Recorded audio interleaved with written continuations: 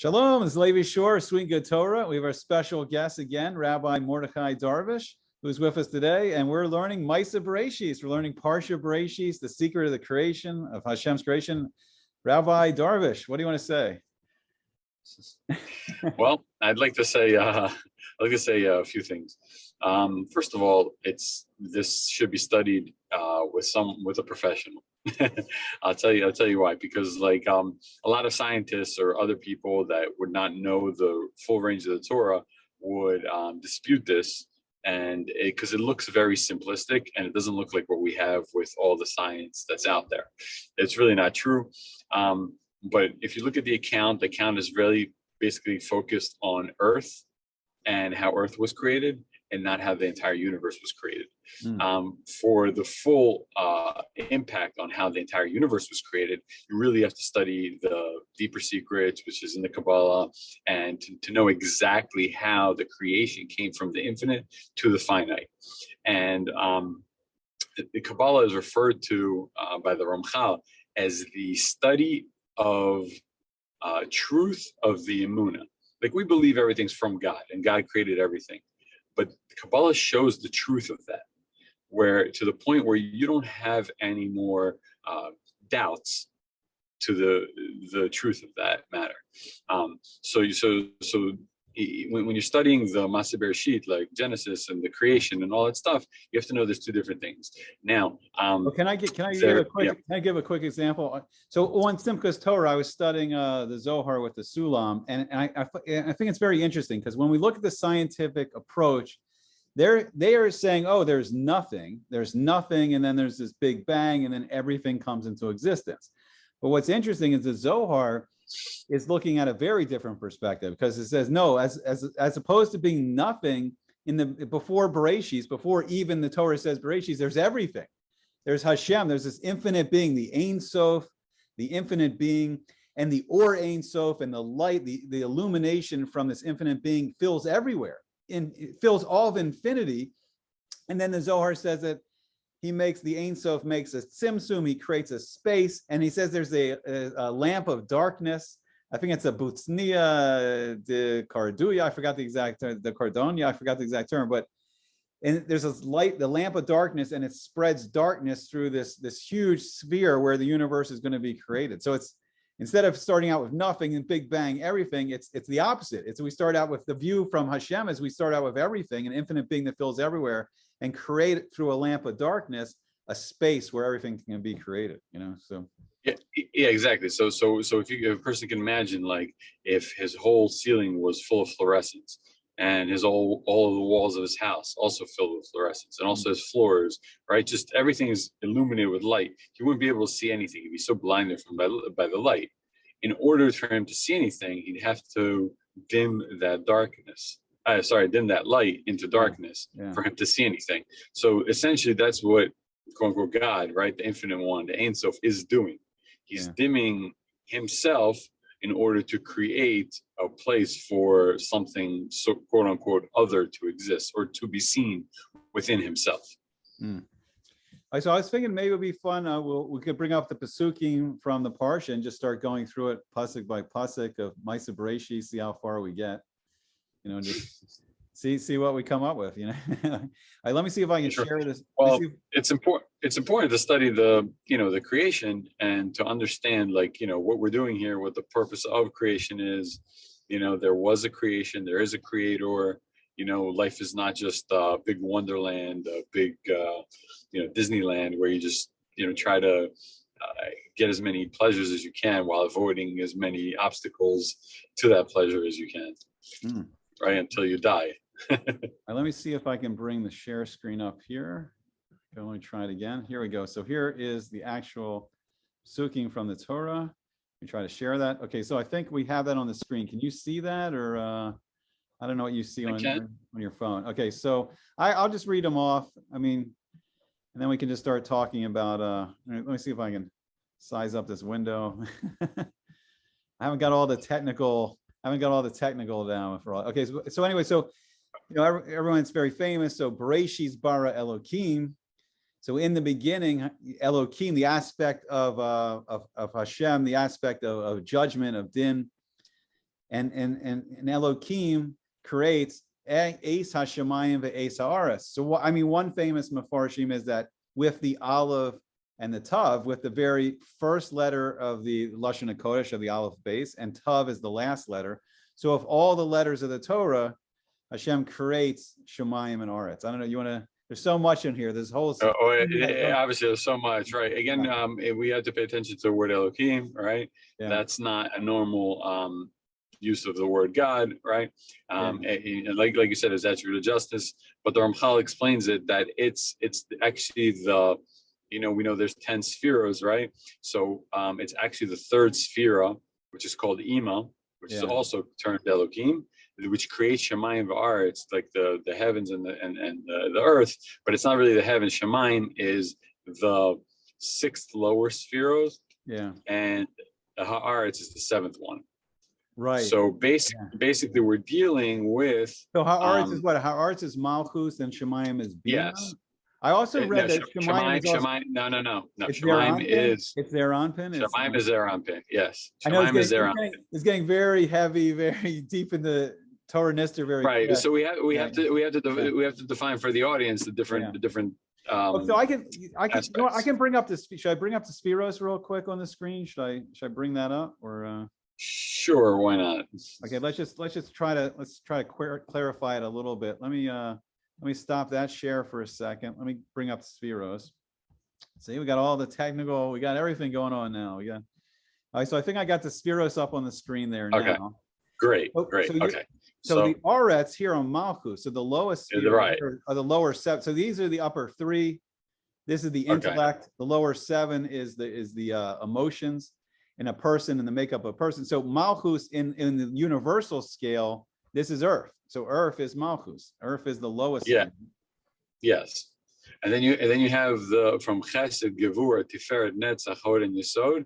Yeah. That is Shemayim. Here, let me see if I can. I can kind of see if I can highlight it. I don't know if I can highlight. I drew a little box. So wait, we got Chesed, Gevurah, Tiferet, Netzach, Hod, and Yesod. This is all what's called the Parsuf of Zeranpin, and that's what Shemayim. So you see, in the universal structure, we have the earth here, and then we have Shemayim above. So we have all the planets, the stars, and the mazalos, the constellations, all above, heading up. Now, there's a reason for this. So Keter, Chachma, and Bina are perfect. They're going to be okay. It's the Chesed, Gvurah, Tiferet, Netzach, Hod, Yesod, and Malchut, which are going to be destroyed.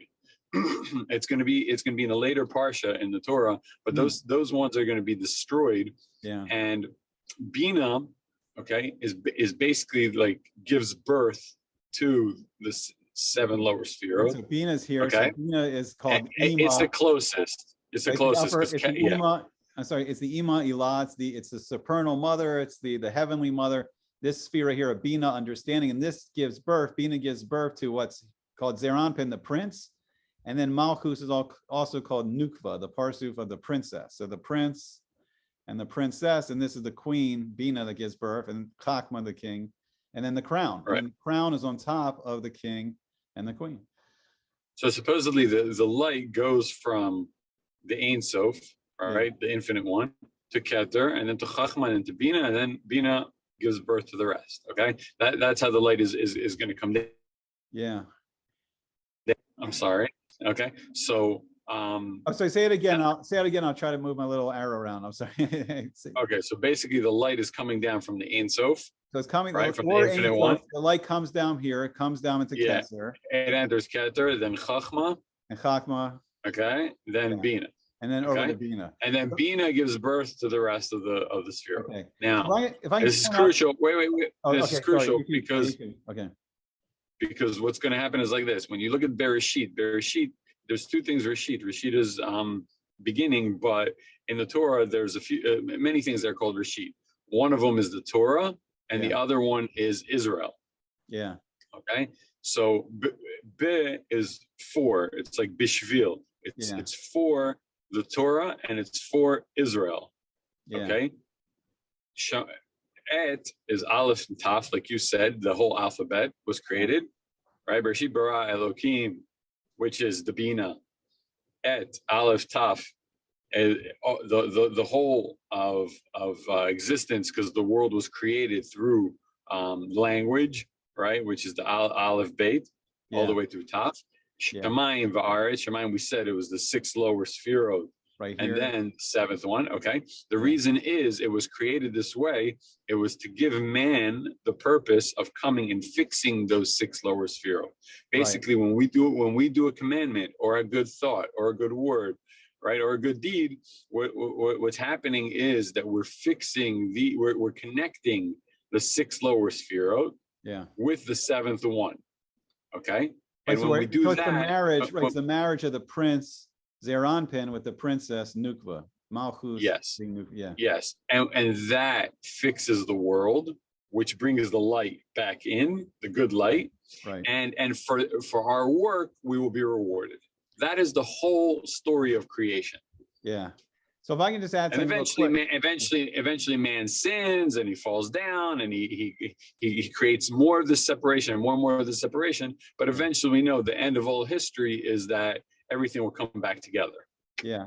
So if I can just add something real quick. So right, the beginning of Sefer Yetzirah, it says, right, these are the 10 spheros, and it's also, these are the 10 connected to the 10 sayings and connected to the 10 names of the Ein Sof, 10 names of Hashem.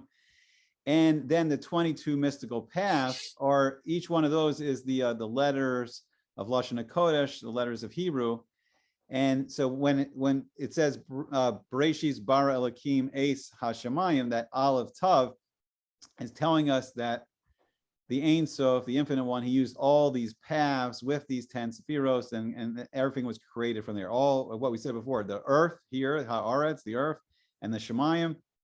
And there's one other quick thing here. So the lower 7 is what's called the natural world. And when we go above that, we go into the supernatural. Because we go 8, 9, and 10, we're going into the supernatural. And then one other thing I thought was real interesting to point out while we're here is the Torah begins with Bereshis, and the first letter is the Beis.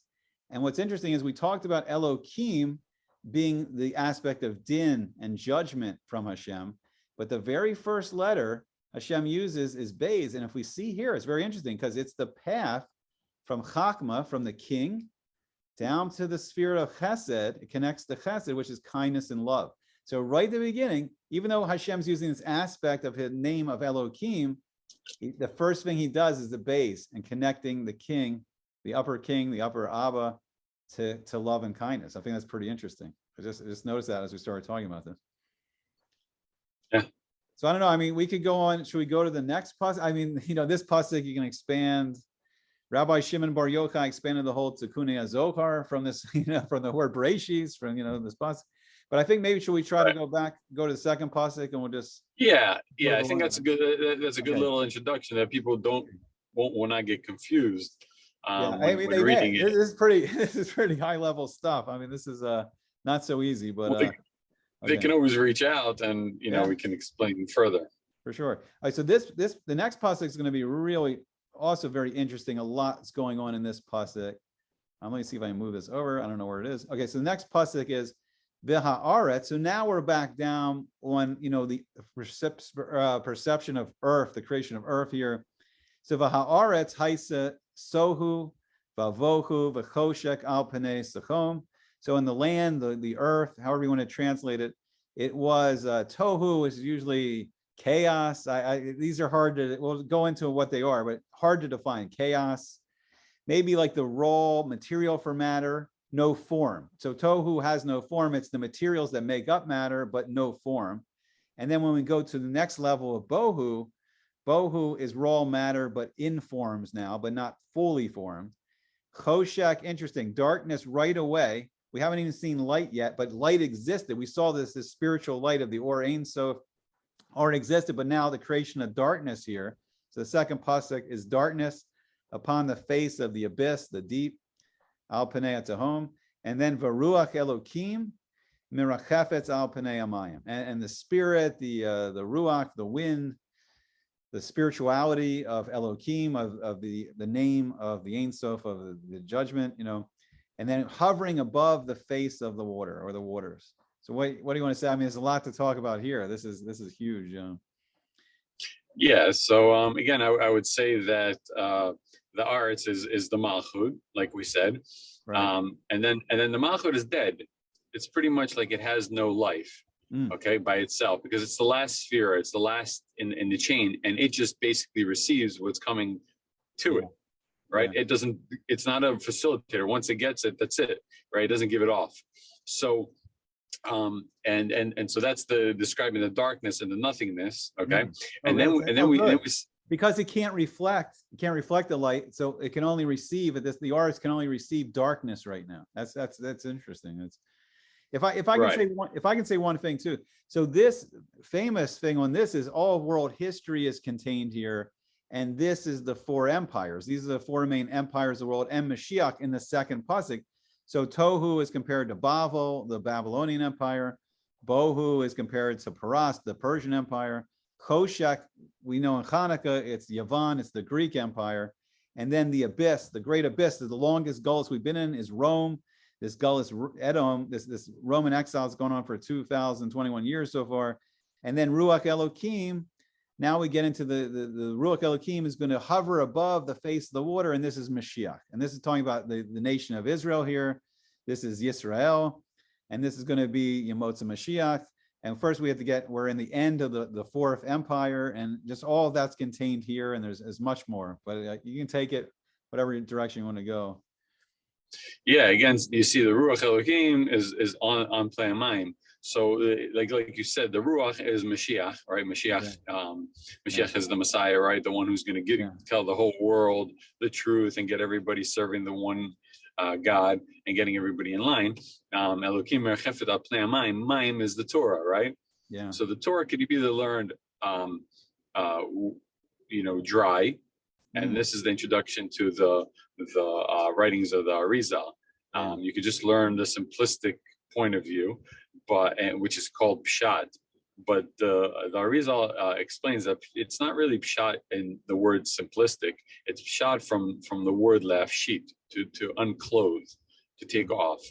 So Mashiach is really going to come in and help us unclothe this physical world and see the actual light that's beneath it.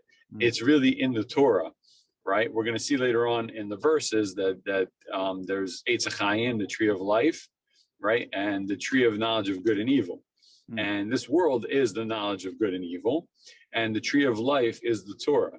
But the Torah has to be learned properly with the deeper insights in order for you to taste the sweetness of it. So that's the Mayim. And the Mayim, if we understand Mayim, it comes from the heavens, and it gives life to the earth.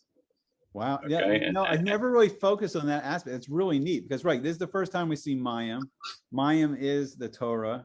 And then the age of Mashiach is hovering above the Torah now, the face of the Torah, the 70 facets of the Torah. And leaving this chaos and darkness and abyss. And that's going to be interesting when we go into the next pasuk, how this Ruach Elohim hovering upon the water of the Torah is going to bring in light into our universe. It's going to bring in, I think I'm kind of doing a segue, unless there's more you want to go. I mean, there's a lot more we can delve here, but I think it's interesting. So now that we have the Torah, now we have the Mayim in our universe on earth, and then the next pasuk is Vayomer Elohim Yehi Or Vayehi Or, and then Elohim said, "Let there be light," and there was light.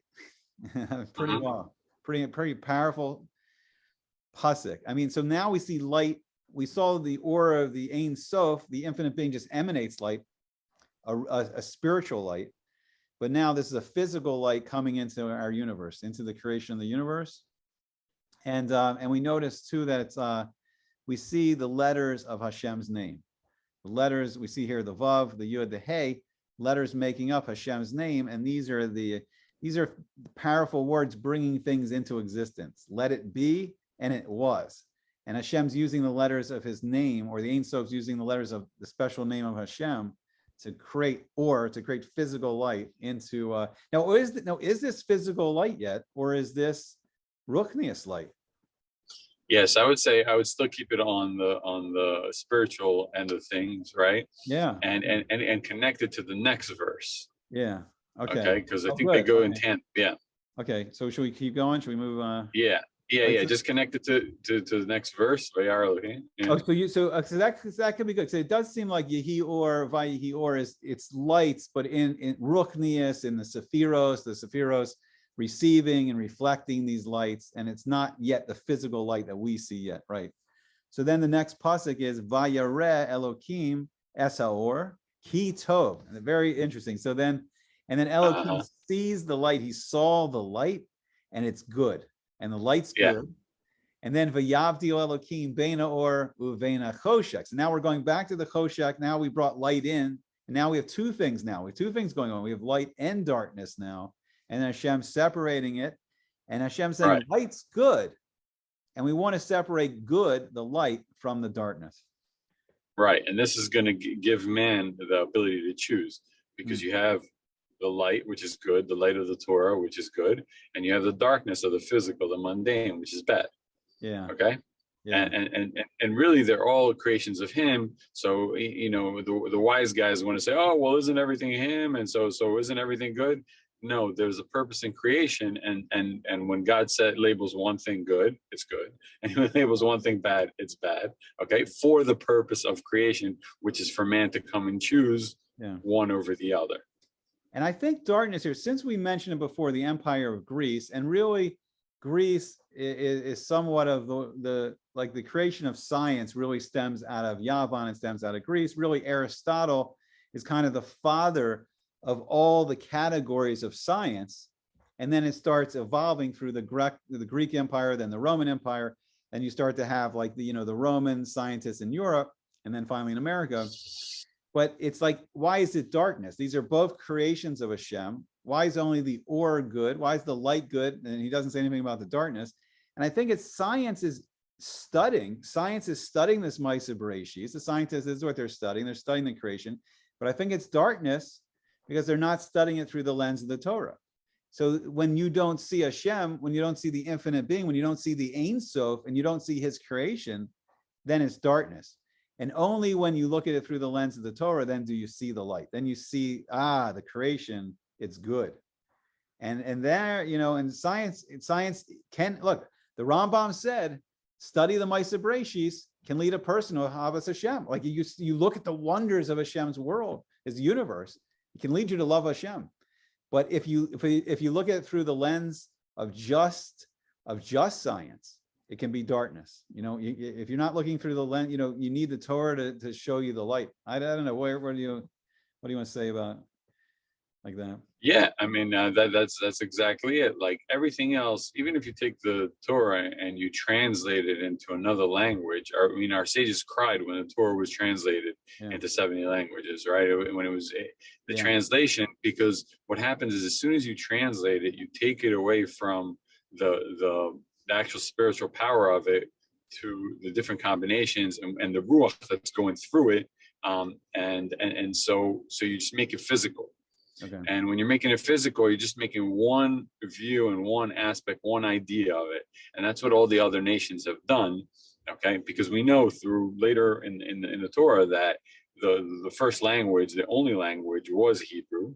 Okay, Lashon HaKodesh is the holy language, and what happened was it was split off. It was too powerful, and people were using it for improper things that they wanted to achieve. So God dispersed them, and He split it up into 70 languages, so they don't have that same power. So any kind of translation is let's say 1/70th less of the power of the real Torah. Yeah. Okay. So let's just finish up. Yeah, let's finish up with the last day one here. So Vayikra Elokim Laor. So then Elokim, he calls to the day, he calls to the light. He calls to the light, and he calls it Yom. He calls it day. Vilachoshek Kara Laila. And then to the darkness, he calls night. He called it night. And then Vayihi Erev, Vayihi Boker. So then a day, in a day, the way we look at a day is it begins in the afternoon with the sun setting. We daven Mariv. The day begins there by Vayihi Erev, Vayihi Boker, and then in the morning, then we daven Shacharis, and then Mincha, and that's a day. From the Jewish perspective, the day starts at the night. And Yom Echad, one day, because there was no second day yet. It was only one day. And it's interesting because on the fourth day is when Hashem's actually going to create the planets, the sun, the moon. So we don't really have the physical planets in the sun, but Hashem's still calling this a day.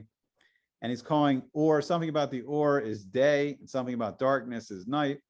And that's day one day. Right. So right. So he's calling the light Yom, right? And v'choshech kara layla. So what's going on here? So and like you said, there's no luminaries or anything to distinguish. So basically, light is good and darkness is bad, and there's a time for it to. We know there's chesed and din, right? There's kindness and judgments in the world, right? And basically, when it's light out today, now when we see light, that's the time for or. It's for light and it's for chesed. And when we see night, it's time for darkness, right? And that's choshech, and that's laila, that's night. Yeah. Right. And there's a separation between the two forces, the forces of good and the forces of evil. Yeah, okay. I think I just add right. So night is compared, choshech, night, Lila is compared to the gullus, the exile, and then or light and yom, day, is compared to the gula, the revelation of Hashem in the world, where night, or the gullus, the exile, when we're exiled, Hashem's hidden in the world. It's Hester Panim, Hashem's hidden. But in the geula, when the Jewish people or when we become redeemed, then Hashem's going to be revealed. Like when Hashem took us out of Egypt, Hashem was revealed in the world. But Chas v'Shalom, during World War II, during the Holocaust, Hashem was very hidden, and it looked horrible. It looked like it was darkness. But we're looking forward to the coming Mashiach and then see the ultimate revelation of light and Hashem in the world. The Geula. I think we should stop around here. We can break it up. We'll do each day of the Maisa Bereshis. I think this was great for day one, and then next time we'll do the second day. Anything you want to add? I would just say the last thing is Yom Echad. Yom is light. When the light, we'll discover Echad, which is one, which is God, is the one true one. That's when the real light will come into the world, the whole world will discover the one true one. And as we looked at the 10 sefirot before, so when the whole spiritual circuit board is all open and working, and we fixed, the relationship between the prince and the princess, and then all the channels are flowing, and Hashem's completely revealed in the world, and that's it. That's what we're working on. That's what we're doing. All right, this is great. I can't wait to watch it. All right, so everyone should have a great Shabbos, Shabbat Shalom. And we'll hopefully see you back here, and we'll do the second day of Maisa Bereshis. All right, let me